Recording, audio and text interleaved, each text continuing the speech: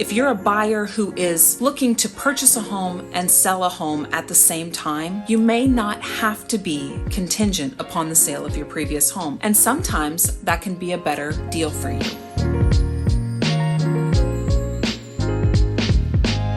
So what does purchasing a home and selling a home without a contingency look like? You're going to need to work with your lender to see what your options are. Essentially, this means that you will have to qualify to own two homes. Your lender is going to look at your income, your debt, and make sure that worst case scenario, you could afford to have both homes at the same time. That doesn't mean you necessarily will have both homes at the same time, and we'll talk about that further in a second. Now, when you meet with your lender, they're going to explain some of the ways that you can do this. Either you can save up enough money for a down payment so that you can purchase a second home. You can use the equity from your old home to purchase the new home. There are different loan options for this. Something might be called a bridge. A bridge loan bridges the gap between your current home and your new home by allowing you to use some of the equity from your current home as a down payment on the new home. You might also consider something like what we call a HELOC, a home equity line of credit. If you have an existing HELOC on your home, that can provide the cash needed to make the down payment on your new home. There are plenty of options for how people do this, and it's something that you want to definitely meet with your lender and talk about extensively so that you can come up with a financial plan that works for you. When you purchase a home that isn't contingent upon the sale of your home, we can simply begin looking for your new home as soon as you receive your pre-approval. You will work with your lender and understand where that down payment is coming from. A question that you should talk with your lender about is re-amortization. Re-amortization is when you re-amortize or spread out the payments on your new home. When you do end up selling your previous home, you're going to have a lump sum that you receive as a result of that sale. And many buyers take that lump sum and then re-amortize their new loan. Say, for example, you purchase a home, a new second home with your down payment that you've saved up, and you have a new mortgage of $300,000. And then when you go back to sell your previous home, you walk away with a check of $100,000. You can re-amortize the loan on your new home so that your new loan balance then would only be $200,000. That takes your loan payment and spreads it out over the term of your loan, 15 years, 30 years, whatever that term may be, so that your payment each month is significantly less. And this is to your benefit rather than simply making a $100,000 payment and then continuing to have the same monthly payment that you would have had at any other time. This actually reduces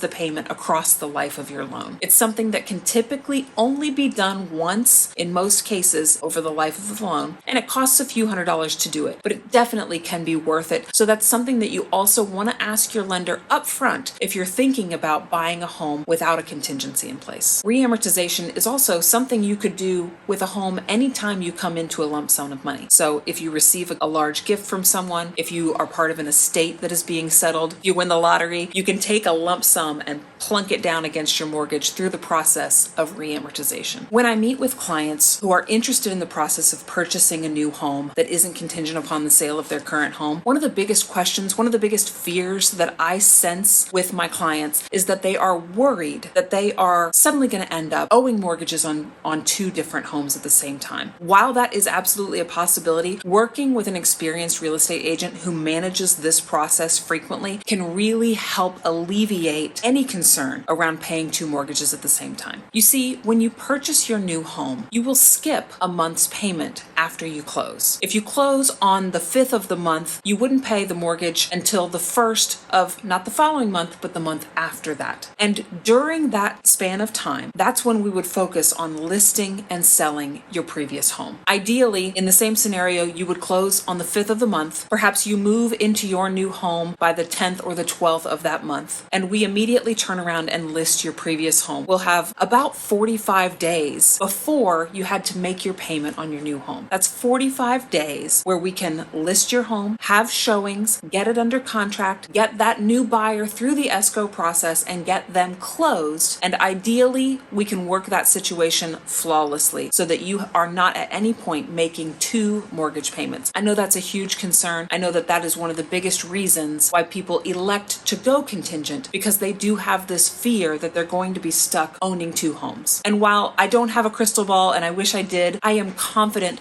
that with care and concern and making sure that we really strategize well together, that we will set you up for success to make sure that your home is closed quickly and you don't end up in that situation where you're making 2 payments on 2 separate properties. When you are meeting with your lender initially, they have to make sure that you are qualified for that very scenario because that's their job. They cannot end up in a situation where a buyer is underwater and cannot afford to make mortgage payments. So they're going to work diligently to make sure that you can, technically on paper, afford both homes. But I'm going to work diligently to make sure that that is not the case for you and that you have offloaded one long before you start having to make payments on the second. Approaching your purchase in this way without a contingency for a lot of buyers can be a massive stress relief too. Because when you are able to move out of your old home before you have to list it for sale, you also enjoy the benefits of not having to clean up for every showing, not having to make sure that your dog is crated or out of the house, not having to interrupt your baby's nap time because somebody wants to see the home. You've moved on, you're in your new home, and we as real estate agents can manage the sale of your old home without having to disrupt your life. Your home will stay clean, it will stay show ready all the time, and that's going to help it to sell faster because we're not going to have to turn away showings. For a lot of clients,